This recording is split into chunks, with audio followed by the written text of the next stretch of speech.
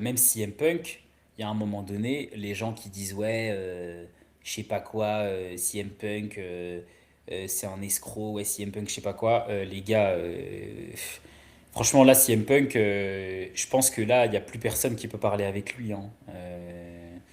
Là, c'est GOAT, micro, road, ring. Là, il a prouvé qu'il pouvait faire encore une fois un très bon match. Il avait fait un très bon match avec Gunther à SummerSlam. Là, il a fait un excellent match avec Reigns. Franchement, il n'y en a pas beaucoup qui sortent des matchs comme ça dans leur carrière, hein, à des stages de ce niveau-là. Comme je l'avais dit la dernière fois, il y a des mecs genre Triple H, ils n'ont jamais sorti des matchs comme ça à WrestleMania, hein.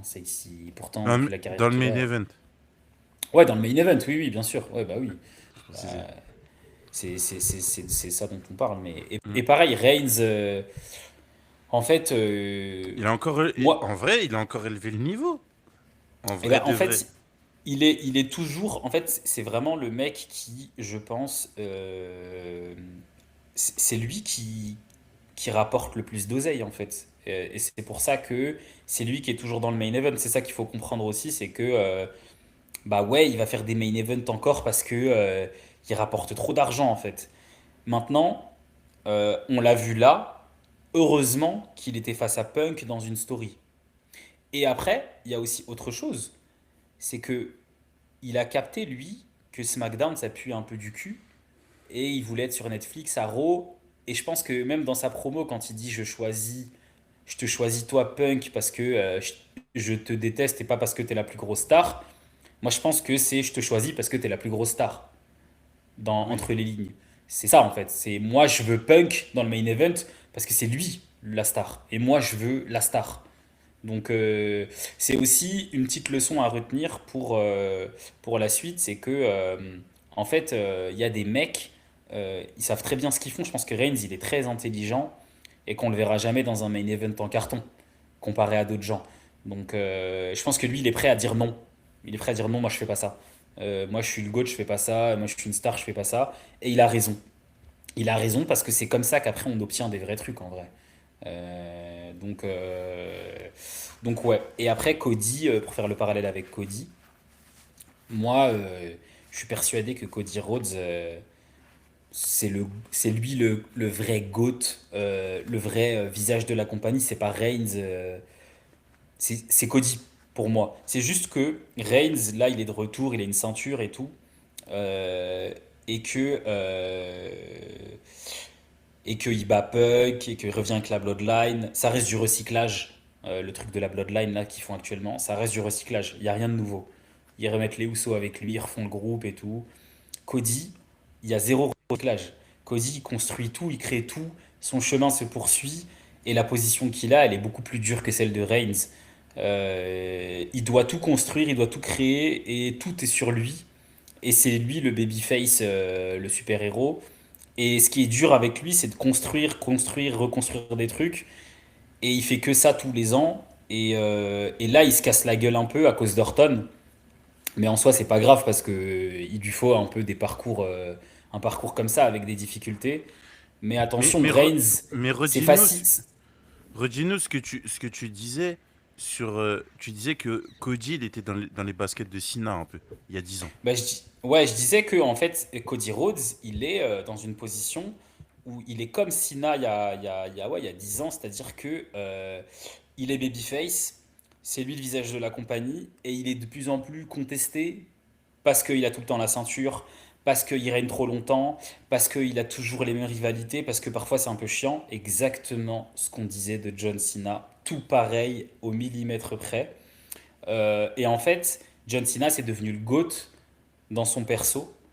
Let's go Cena, Cena sucks et tout. Pourquoi? Parce qu'il a maintenu le cap et parce que son perso c'était bah ouais, vous avez sûrement raison, peut-être que c'est chiant et tout, nanana. Mais en attendant, moi je suis comme ça et je vais pas changer. Et tant que je suis le visage de la compagnie, c'est comme ça.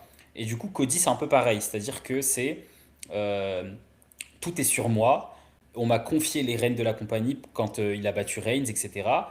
Et c'est pas un concours de circonstances, c'est-à-dire qu'il gagne les Rumble, il va à WrestleMania, il prend les ceintures. Reigns, faut pas oublier que c'est un concours de circonstances. Reigns, c'est le Covid, Il a commencé à faire des promos sans public. Il s'est trouvé un perso. Et c'est parti comme ça. Il a fait son groupe avec sa famille.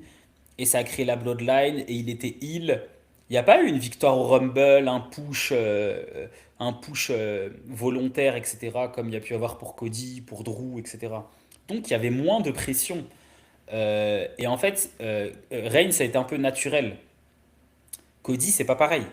Cody, c'est tiens, prends le micro, fais la promo.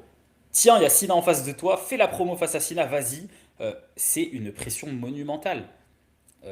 Et il a géré. Et il continue de gérer. Et là, il est en difficulté parce qu'on lui met des bouses, comme on a mis des bouses en face de Sina pendant je sais pas combien de temps. Et il a dû bosser avec, il a dû improviser, c'est tout. Il a dû faire comme il pouvait. Et pendant ces années-là, avec Sina, les gens ils étaient en train de se plier en quatre pour que Sina il turn. Ouais, faut qu'il heel turn. C'est pour ça qu'à un moment il avait fait la promo What about a heel turn? On faisait que rigoler. Mais c'était ça en fait. C'était il doit heel turn parce que ça marche plus, ça marche plus. Mais c'est pas que ça marchait plus. C'est qu'en face de lui il y avait que des tocards. C'était ça en fait. C'était qu'en face de lui il y avait que des tocards. Au moment où il y a eu Punk, comme par hasard c'était bien. Pourquoi? Bah parce qu'il y avait Punk en face de lui. C'est pour ça que c'était bien. Et donc en fait, Cody c'est pareil, c'est que si tu lui mets Randy Orton, Pat McAfee, qu'est-ce que vous voulez le pauvre il va faire quoi? Il fait comme il peut. Et donc le jour où il y aura quelqu'un, bah, comme il y avait Drew c'était bien, mais après on a mis Jacob, on a tout mélangé, après on est parti. Voilà, donc en fait, ça fait partie du périple de Cody Rhodes en tout cas, je pense. Et moi je suis sûr que ce sera le GOAT ultime. Si ce n'est, c'est peut-être pas déjà le cas, mais dans quelques années, quand il finira sa carrière, on verra que ces années-là, elles ont été difficiles, mais voilà, je pense il a encore des années de ouf devant lui et il retrouvera sûrement Reigns, je pense, dans, dans quelques temps. Et ce sera peut-être le combat le plus important de l'histoire, qui est le GOAT de sa génération, qui est vraiment le boss. Est-ce que c'est Reigns, est-ce que c'est Cody? Le troisième match entre les deux, ce sera sûrement la belle et ce sera sûrement ce niveau-là d'intensité et d'importance. Avec Reigns qui se sera encore peut-être un peu amélioré au micro et Cody qui sera. Là, il y aura plus de. C'est quoi la ceinture? Est-ce que tu connais les main events? Cody, il aura peut-être 6 ou 7 main events. Donc là, ce sera, on va dire, équilibré, quoi.